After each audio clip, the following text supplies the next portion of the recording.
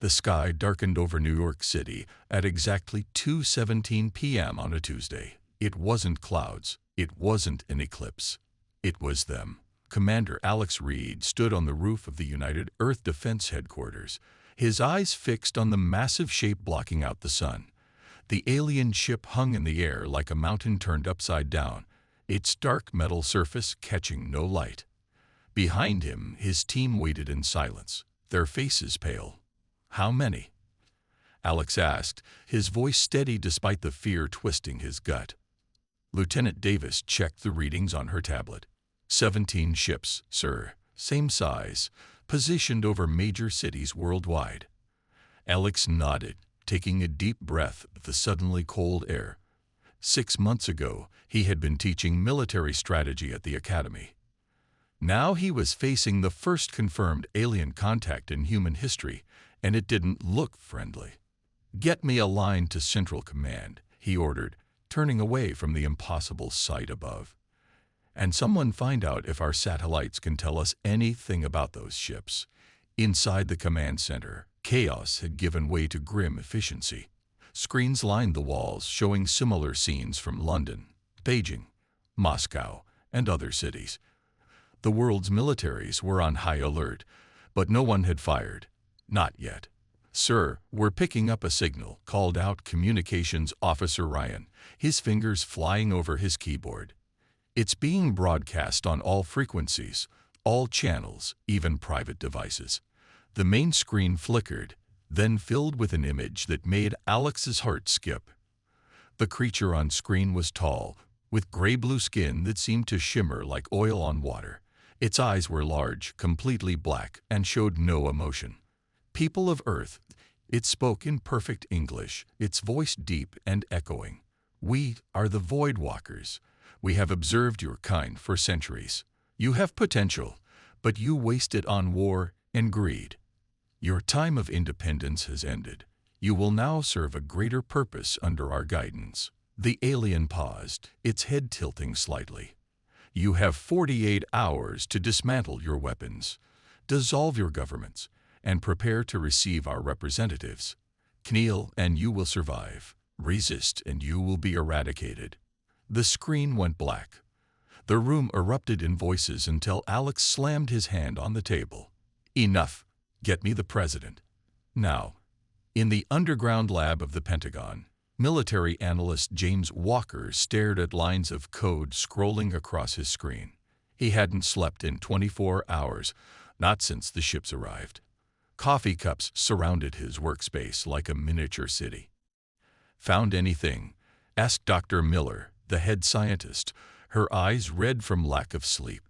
James rubbed his face. "Maybe. Their broadcast signal used our own satellites to boost the message. That means they had to connect to our systems first, and nobody breaks into a house without leaving footprints." James turned his screen to show her. "See these packets of data? They're not part of the message. They're command signals to their fleet. All 17 ships received the same instructions at once." Dr. Miller leaned closer. "They're using our infrastructure for their own communications. Yes, they're powerful, but they're efficient. Why build their own network when they can hijack ours?" James highlighted a section of code. "And here's the interesting part. All their ships sync to a master frequency. It's like they're all parts of one big machine. Is that useful to us?" James allowed himself a small smile. "If we can disrupt that sync, we might be able to throw a wrench in their plans. I need a team and access to all radio telescopes we can control." The emergency United Nations session was the shortest in history. Representatives from 195 nations gathered virtually as the alien ships loomed overhead. President Morgan of the United States stood at the podium in New York, her face resolute despite the shadow of the ship above the building. "They demand our surrender," she said simply. "They expect us to kneel without a fight. Some of my advisors suggest we should comply, at least temporarily." The Russian president's voice came through clearly. "And what do you suggest, Madame President?" Morgan's eyes hardened. Humanity has never prospered under the boot of tyrants. I suggest we show these void walkers that Earth is not theirs to claim." A murmur ran through the assembly. The Chinese premier spoke next. "Our military analysis suggests their technology far exceeds our own. Fighting could mean extinction. So could surrender," Morgan replied. "We have intercepted communications between their ships. Our analysts believe they have found a potential weakness." On screens around the world, James Walker's findings were displayed as he explained the synchronization vulnerability. Faces changed from despair to cautious hope. "We need time," Morgan continued. "I propose we send a message requesting an extension of their deadline. We ask questions, express confusion, anything to buy our scientists more time while we secretly prepare." The vote was unanimous. Alex Reed watched the alien response from the war room. The same void walker appeared, looking almost amused. "Your request for clarification is noted. We will extend the deadline by 24 hours. Your questions reveal your primitive understanding. Know this: 63 civilizations have joined our collective. None have regretted their decision, because we eliminated those who would." As the message ended, Alex turned to the president. "They're overconfident." "Good." Morgan nodded. "How's Walker's team progressing?" "They've identified the exact frequency patterns. They think they can create a disruption device, but they need more time and resources. They have both. I've authorized everything they need." The president looked around the room at the military leaders gathered there. "We need to prepare our people for what's coming. Some cities may be lost before we can implement Walker's plan." General Thompson, a veteran of 3 wars, spoke up. "We should evacuate major cities, move people underground where possible, and our official response to their demand. Ask the Secretary of State." Morgan stood straighter. "We're almost out of time. We send it now." She stepped to the microphone and spoke the words that would define humanity's future. "Void Walkers, we have received your demands. We have studied your ships. We have considered our options. Here is humanity's answer. We stand. We fight. We survive. Earth will never kneel." In his lab, James Walker heard the president's message and worked faster. His team had built 3 prototype disruptors. If they worked, they would scramble the sync signal between alien ships, potentially disabling their coordinated functions. "How long until they respond?" asked his assistant. James checked his watch. "If they keep to their timeline, about 5 minutes." 4 minutes later, the sky above New York lit up with energy as the alien ship fired its first weapon. The blast destroyed the top floors of 3 skyscrapers. Similar reports came in from other cities. The invasion had begun. But humanity had made its choice, and somewhere in the darkness of space, the aliens were about to learn that humans don't break easily. In fact, they fight hardest when pushed to the edge. The war for Earth had just begun. Night fell across what remained of Washington, D.C. Fires burned in the government district where the Void Walkers had focused their first attack. 3 hours had passed since President Morgan's defiant message, and the aliens had responded with swift violence. But they hadn't destroyed everything. They were being careful, strategic. This wasn't blind rage. It was calculated intimidation. Commander Alex Reed walked through the underground bunker that now served as the temporary White House. Military personnel rushed past him, carrying equipment and reports. The world's resistance was organizing faster than anyone had expected. "Commander," a voice called out. Alex turned to see President Morgan emerging from the communications room. Her face streaked with dust, but her eyes clear and determined. "Madame President," Alex saluted. "Are you hurt?" "I'm fine," she waved off his concern. "What's the status of Walker's project?" Alex fell into step beside her as they moved deeper into the bunker. "He's made progress. The disruption theory checks out in simulations. They're building more devices now, but we need a way to deploy them. They entered the war room where screens showed the devastation across major cities. Paris was burning. Tokyo had lost power. But strangely, the aliens seemed to be avoiding maximum damage. They were taking out military installations, government buildings, and communication centers, but civilian casualties were lower than expected. They want us intact, Morgan observed. Not dead, but broken. Slaves need to be alive to work. General Thompson added grimly from his position at the main table. The president addressed the room. I've spoken with other world leaders. Russia and China have moved their commands underground. Europe is coordinating a unified defense. We stand together. She took a deep breath. Now I need options. How do we hurt them back? In the lab beneath the Rocky Mountains, James Walker connected the final wire on the fifth disruption device. Each one was about the size of a microwave, with antennas arranged in a specific pattern to broadcast the counter frequency. Will 5 be enough? Asked Dr. Miller as she checked the power cells. No, James admitted. But it's a start. If they work as expected, we can build more. He wiped sweat from his forehead. The real problem is getting them close enough to the alien ships. The signal needs to be strong. The door to the lab slid open, and a tall, thin man in an Air Force uniform entered. That's where I come in, he said. Colonel Frank West, Special Operations. James stood up straighter. Colonel. At ease, West said with a small smile. I understand you've built something that might give us a fighting chance. Maybe, James said cautiously, if we can get them within half a mile of each ship. West nodded. My team specializes in impossible deliveries. Show me what we're working with. As James explained the technology, Dr. Miller received an alert on her tablet. Her face paled. They've started landing ground forces. New York, London, Beijing, Moscow, all reporting alien troops. The first Void Walker to set foot on Earth stepped from a smaller craft that descended from the mother ship above New York. It stood nearly 7 feet tall, its body protected by armor that seemed to flow like liquid metal. 5 more followed, each carrying weapons that hummed with energy. A small group of human soldiers had established a barricade nearby, ordered to observe but not engage. Lieutenant Davis peered through binoculars, reporting back to Commander Reed via a secure line. They're moving toward the financial district, she whispered. 6 of them, sir. They seem to be scanning buildings. Stay hidden, Alex ordered through the comm. Do not engage unless directly threatened. But the Void Walkers weren't interested in fighting. Not yet.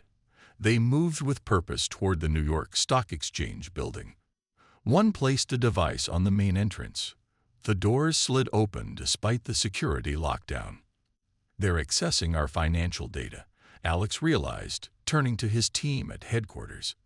They're gathering intelligence, figuring out how our world works. Similar reports came in from other cities. The aliens were targeting key infrastructure, power plants, water treatment facilities, data centers. They weren't destroying them. They were studying them. They're planning for occupation, President Morgan said when Alex reported this pattern. Not extinction. That gives us time, Alex replied. And time is what we need. 3 days after first contact, the resistance began. Colonel West's team deployed the first disruption device in Chicago. They used a modified drone, flying it close to the underside of the hovering alien ship before activating the signal. James Walker watched the live feed from his lab, holding his breath. If this works, he whispered, we'll see a reaction within 30 seconds. 28 seconds later, the alien ship shuddered. Its smooth hovering pattern became irregular. Lights flickered across its surface. Then, to everyone's amazement, it began to sink slowly toward the ground.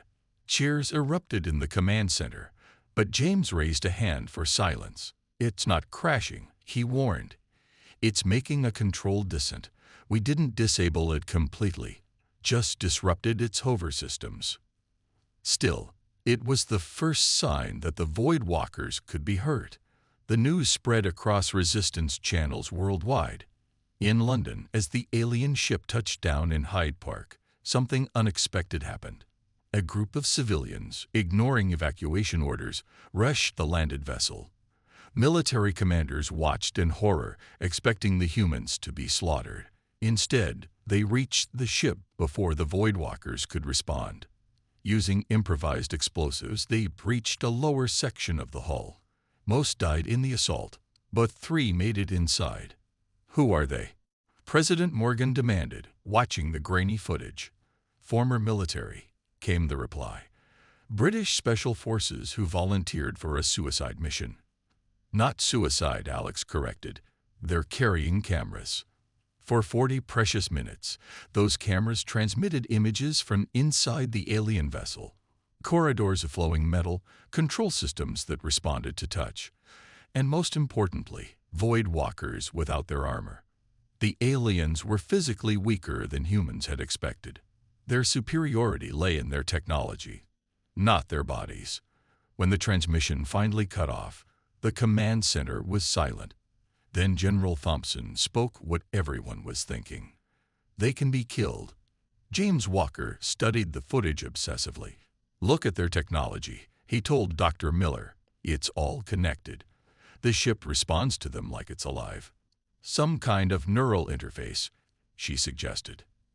"Exactly, and if they need to sync with their ships," he looked up, eyes wide with realization. "We don't just need to disrupt ship-to-ship communication. We need to disrupt their connection to their own technology." As he spoke, reports came in of another alien landing, this time at a major technology research center in Japan. The Void Walkers were gathering Earth's most advanced tech. "They're not just studying this," James realized. "They're looking for something specific." President Morgan received the news with grim determination. "Then we need to find it first. Whatever they want, we need to either destroy it or use it against them." The resistance was growing stronger.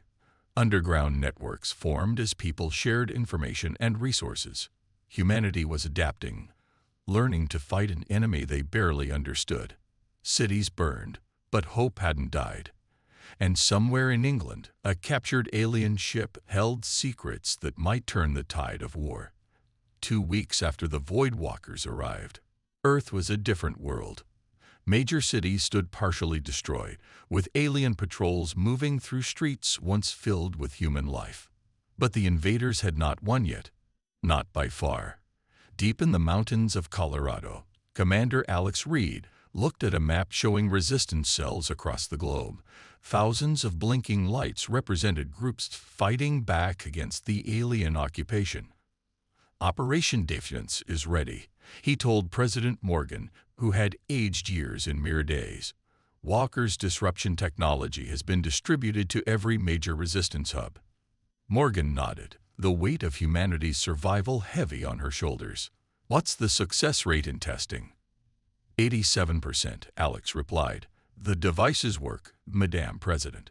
When activated simultaneously, they should create enough interference to disable their ship's systems for approximately 15 minutes.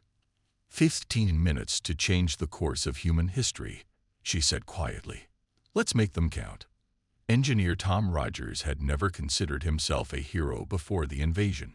He had been working on clean energy systems for a small tech company. Now he was putting the finishing touches on what might be humanity's most important weapon.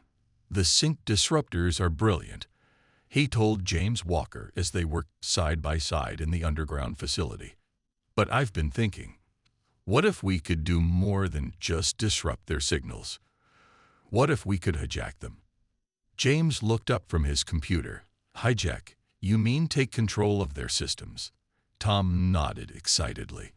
"The footage from inside their ship shows they use some kind of neural interface. Their tech responds to them, but it's still technology. Signals, frequencies, code, and code can be hacked." James finished, understanding dawning on his face. "What do you need?" "Time," Tom said grimly. "Which is the one thing we don't have." The alarm sounded before James could respond. Red lights flashed throughout the facility. The Void Walkers had found them. The attack on the mountain facility was swift and precise. Alien craft smaller than the motherships, fighters, the humans called them, blasted through the outer defenses. Troops poured in through the breach, their liquid metal armor flowing around them as they moved. Evacuate all personnel through the emergency tunnels, Alex ordered over the comm system. Priority 1 is getting Walker and Rogers out with their research. He grabbed his rifle and joined a group of soldiers forming a defensive position. The aliens moved with frightening efficiency, their weapons firing bursts of energy that melted through concrete walls. But the humans had been preparing. As the first Void Walker turned the corner, Alex activated one of the disruption devices. The alien's armor suddenly froze, becoming rigid and heavy. Without its technology functioning properly, the creature stumbled, vulnerable for crucial seconds, long enough for human bullets to find the weak spots beneath. They work, a soldier shouted. The disruptors work against their armor too. Hope surged through the defenders. For every human that fell, they took down 3 aliens. It wasn't enough to win this battle, but it proved something vital. The Void Walkers could be fought. They could be beaten. Dr. Miller led James and Tom through the escape tunnels, carrying hard drives containing all their research. Behind them, the sounds of battle echoed through the mountain. "We need to get to the backup facility in Nevada," she said, her voice steady despite the chaos. "President Morgan is waiting there with the prototype." "What prototype?" James asked, breathing hard as they ran. "The one built from parts taken from the captured ship in London," she replied. "It's what the Void Walkers have been searching for, why they hit our facility so hard." As they emerged from the tunnel exit, hidden among trees, a military helicopter waited, rotors already spinning. Colonel West waved them in urgently. "Did Alex make it out?" James asked as they lifted off. West's grim expression answered before his words did. Commander Reed stayed behind to ensure the evacuation. His last transmission said to proceed with Operation Defiance no matter what. The Nevada facility was smaller but better hidden. President Morgan greeted them personally when they arrived, her eyes red but determined. "Commander Reed's sacrifice will not be in vain," she told them. "We've received confirmation the attack on your facility wasn't isolated. They've struck at every major resistance center we know about." "They're scared," Tom said suddenly. Everyone turned to look at him. "Think about it. Why commit so many resources to wiping us out now? Because they know we've found their weakness." Morgan nodded. "And that's why we're accelerating the timeline. Operation Defiance begins in 12 hours. She led them to a secure room where a strange device sat on a pedestal. It looked both alien and human, Void Walker technology merged with Earth engineering. "This is what we pulled from the ship in London," Morgan explained. "Their central navigation system. With it, we can not only disrupt their ships but potentially take control of one." James stared at the device.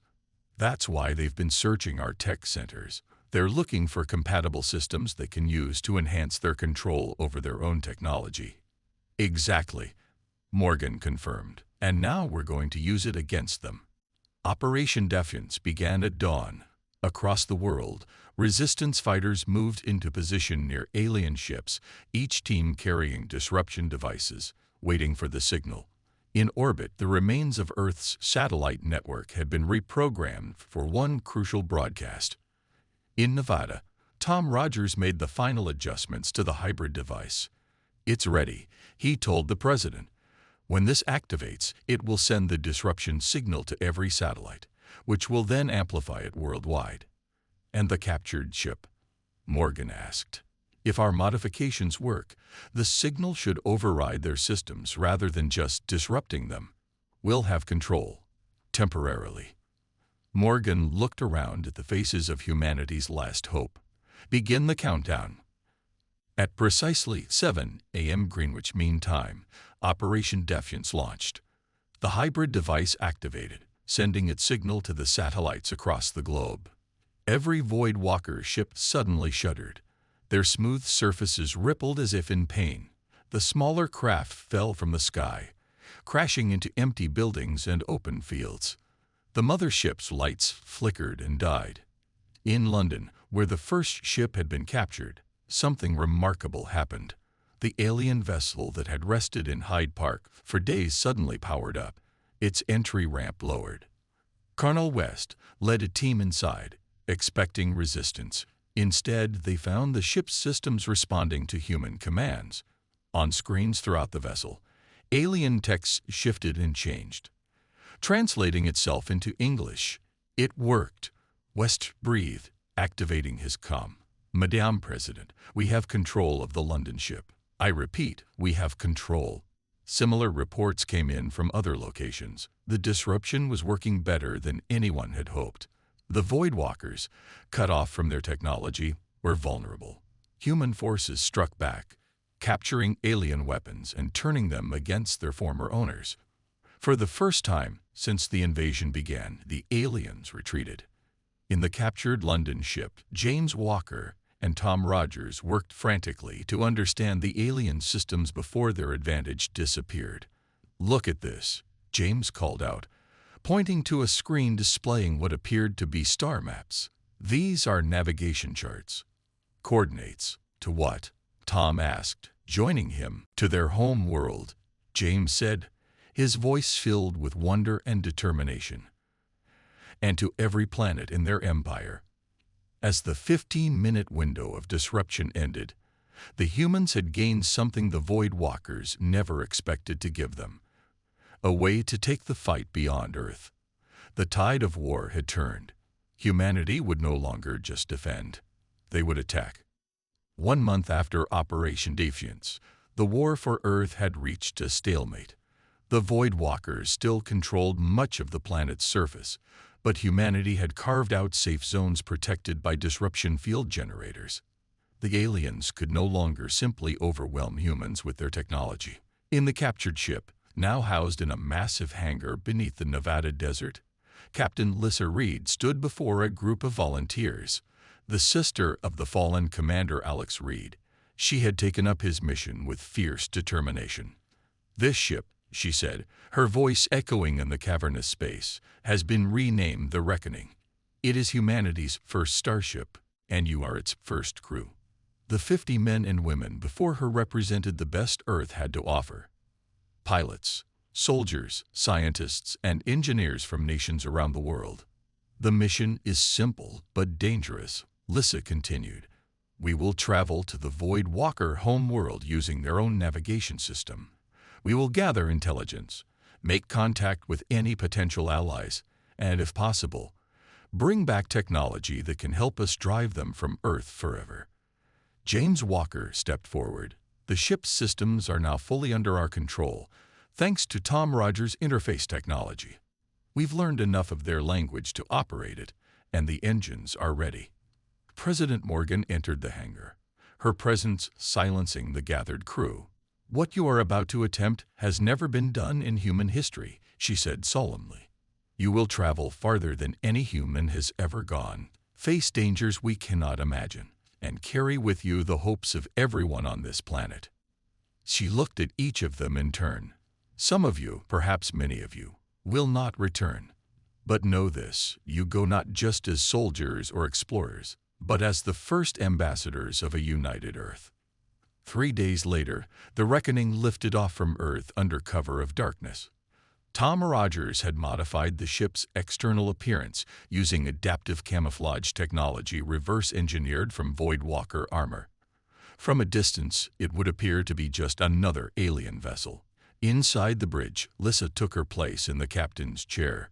Around her, the human crew worked at stations designed for beings with very different bodies. They had adapted quickly, using modified interfaces where needed. "All systems ready," reported the engineer at the propulsion station. "Disruption field is active. No signs of alien detection." Lissa nodded. "Take us up." Slow and steady. The ship rose through the atmosphere, passing the debris of satellites and the remaining Voidwalker vessels in orbit. For a tense few minutes, they waited to see if they would be challenged.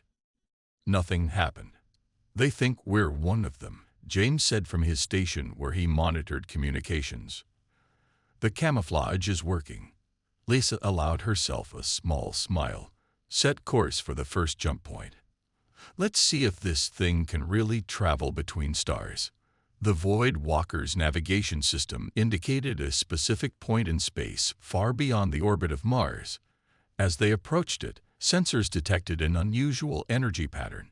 It looks like some kind of fold in space, reported the science officer. Similar to the theoretical models for wormholes, but artificially created. This is how they traveled to Earth so quickly, James realized. They have a network of these jump points connecting their empire. Lisa gripped the arms of her chair. Take us through. Standard alert status. The ship accelerated toward the jump point. For a moment, the view screen showed a strange distortion, then blackness, followed by a field of unfamiliar stars. Jump complete, announced the navigation officer. According to the ship's data, we're 27 light-years from Earth. A stunned silence fell over the bridge. Humanity had just traveled a distance that would have taken conventional spacecraft centuries in mere seconds. Check the star maps, Lisa ordered, recovering quickly. How many more jumps to the Void Walker homeworld? 3, came the reply.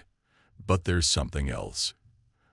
The navigation system shows dozens of other inhabited worlds connected by this network.